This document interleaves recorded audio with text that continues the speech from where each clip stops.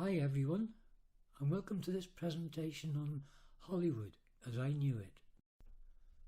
Hollywood, less than 5 miles as the crow flies from Belfast City Hall to Hollywood Maypole, and my childhood home during the 1950s. My playground was as far as I could venture on a summer Sunday and be back home in time for tea. Carnival to the west, Cultraw to the east. Something no self-respecting parent would even countenance today for a child of 8 to 10 years of age. But the 1950s was a very different era. The only warning my mother ever gave was, watch out for the motor cars.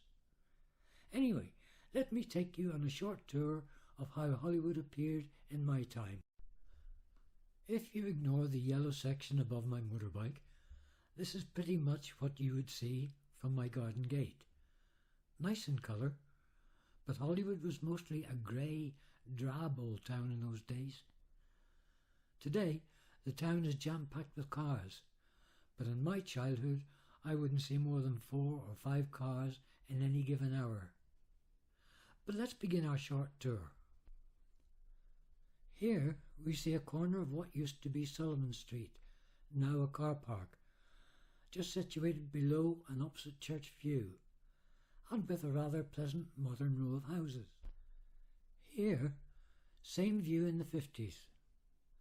The owner of the first house had a dog, a cross between a St. Bernard and a donkey, that always lay in the middle of the footpath, pretending to be asleep. But as one approached it, you could see it watching you. As you drew level, it would suddenly leap high into the air and give an almighty woof in your ear. Once he had done that, he was satisfied and went back to get ready for his next victim. I knew most of the folks here, mostly elderly, and now mostly long gone. We now move up to the Methodist Church to see the continuation of the other side. Apart from the 4 terraced houses on the right, which I knew quite well, the modern houses have totally changed the scene. And this is exactly as I remembered it. The large 3-storey house fronted what had earlier been the town slaughterhouse, accessed via the large archway. I wonder if the dead bird we buried is still there. Beyond that, the 4 houses mentioned earlier. Next door to these houses was the area everyone knew as Murphy's Field, that included what people called the monastery and the motte. Here we see it as it is now, and below almost exactly as I remember it. This area played a prominent part in my childhood, so much so that I created a separate presentation on it, which can be viewed in YouTube. See Tom McLean, Positive Belfast. For that reason I've not included it here. For now, we'll move up to the junction of Brook Street and Victoria Road. A few yards up a narrow lane brings you to what many local folks called the Martello Tower. Even for youngsters like me, it held little interest, for its entrance was full of rubble and barricaded. Nonetheless, it had a historical connection that still causes some disagreement, as I'll explain. This 1901 map labels it as a disused windmill, while other maps refer to it as a Martello Tower. A view of most of the hundreds of these Napoleonic period towers shows them as being short, fat and squat structures, while this one in Hollywood seems more a stretch of imagination, especially when you compare it with an actual Martello at McGilligan Point, the only one in Northern Ireland. My own belief is that this one is nothing more than an old flour mill, with possibly the option of a lookout platform, particularly as it's not that far to the old World War I gun emplacement near Helens Bay. However, from here we head down to the railway arch at the bottom of Shore Street. From the railway arch we see the very busy dual carriageway exiting Marine Parade as it runs towards Bangor, a quite dangerous junction nowadays for pedestrians. Excepting the prominent modern building you see, and one or two others, Shore Street remains almost unchanged. But let us see what it used to look like. If you study the location of this impressive pub, you'll see that it occupies virtually the centre of what is now the dual carriageway. Where you see the couple walking used to have a horse trough, and where the carriageway now passes on the left, there was a very overgrown pathway that not even we schoolboys could get through. However, in days long past, this was Bath Street, so called because in Edwardian times Holywood was a popular spa town, where the well-heeled gentry from Belfast would go for the relaxation therapy. And it was here that the bathhouses were probably located, and seen on old maps, although long gone before my time. Even with the new shoring and remodelling of the seafront, this part of Shore Street is remarkably similar to what I knew, with some obvious changes. The open sewerage outlet and the small boat slipway, now gone or physically changed. However, where the road forks at the present Dirty Duck, there are two name changes. While I had family living in Milton Street, the connection with the two of England's most famous poets, John Milton and Lord Byron, totally escapes me.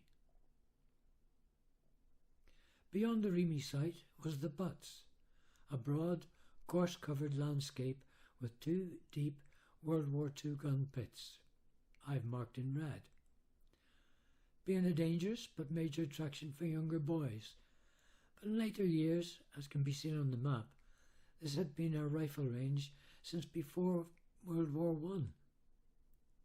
In later years, I was one of the many police officers that used the huge red wall circled, but now gone, directly west of Kinniger Holt for our sidearms practice.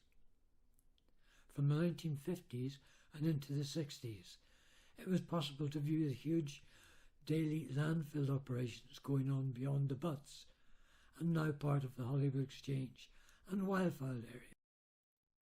Palace Barracks was of course a well-known feature in Holywood and ran many events for the locals, organised by my stepfather, who was CQMS, Acting Warrant Officer, Military Police, and Garrison, Second in Command. It was almost my second home. At the top of the rise on the Holywood Road stood Bellevue Soldiers' Home, better known as the Lockview Hotel, now sadly gone. Over the years, Redburn Square has seen several changes, and here we see it as it is today. Note the red house extreme right, the old corner of Hibernia Street and Marine Parade circled, the entrance to the railway arch at the approximate point where the station master's garden began, and the ticket office. And here, as it was pre-1922, except that the square was then named Station Square, but that was years before my time. This is how it looked some time after 1922. The War Memorial was erected in 1922 with my great-uncle's name, Fraser, on it. Here we can see the sidings which were in place for goods trains. There was also a third track between the up and down lines, the space still there today. This was, of course, all very familiar to me, as it was another favourite playground area. Here's the layout as I remember it. Note the space for the central line, the tracks removed. I can't remember exactly where the entrance path to the siding was placed, but may have been a little closer to the station. The arch and underground entrance were great focal points for young lads, as we all loved to jump up and touch the ceiling just as the train was passing. The sound was deafening and echoed throughout the tunnel, but even by jumping I barely managed to touch the girders. By my time, the goods buildings and tracks had gone from this sidings area, which by then was just a waste and dumping ground full of electrical, cabling drums. Note the location of the old gasometer. And so we come to our last location, and a look at the corner of High Street and Church Road, a site known by everyone in the town as it was a popular meeting point. If you know anything about the corner post, please see what you can do about it, but have a look at the inset text. And so we come to the end of this little tour. Although dull and drab, Holywood had many attractions for young boys that I haven't included, such as the Twistle Bridge, Glen Lyon, Marmion, the Scary Lane, the Haunted House, Redburn Forest, Lake Africa, Ballymennock Park, and parts of the coastline. Lake Africa was a disused quarry, but it housed stickleback fish we used to call spricks, frogs galore, and 2 species of newts which were supposed to be protected.